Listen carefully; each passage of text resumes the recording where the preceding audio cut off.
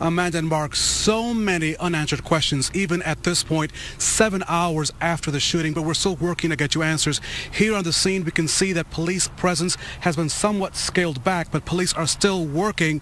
Nobleville West Middle School, this still remains a crime scene. But the other big headline is the hero of this school. That is science teacher Jason Seaman. His mom has already identified him on Twitter, so we can say his name now because of mom. We will not be saying the name of the student who was injured until police or parents release that name, and you will not hear from us the name of the shooter because he is a juvenile. So unless something changes, you will not hear those names until we get them from police or from their parents. Let me show you what unfolded here. Let me show you the punch in the gut, the horror that really unfolded here in Hamilton County in Nobleville, a school district with more than 1,300 students. At this school, Nobleville West, at 9:06, police were called to the scene, and they showed up immediately after the reports of a shooting inside a science classroom on the second floor of this building. Jason Seaman, he's a science teacher who I am told swatted the gun away from the student,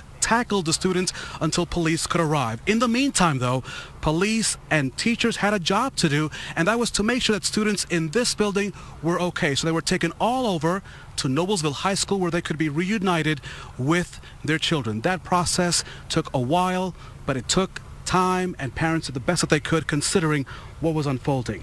I had a chance to speak to a 7th grader as we come back live here in Nobleville who was on the second floor of the school, Ethan Stonebreaker. His parents allowed me to ask him some questions. He was in that science class that they were having a test. They were 30 minutes into that test when he saw his classmate come in to the classroom, reach into his right pocket, according to Ethan, and then he began shooting 4 to 6 times. This is what Ethan had to say.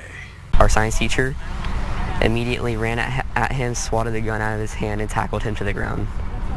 So do you credit the teacher's actions? Talk about that.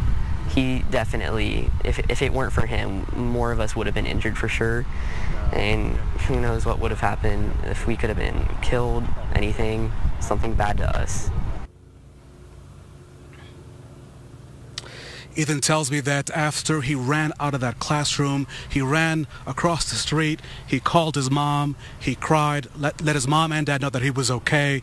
He's going to have a hard time, he tells me, coming back to school on Tuesday. Another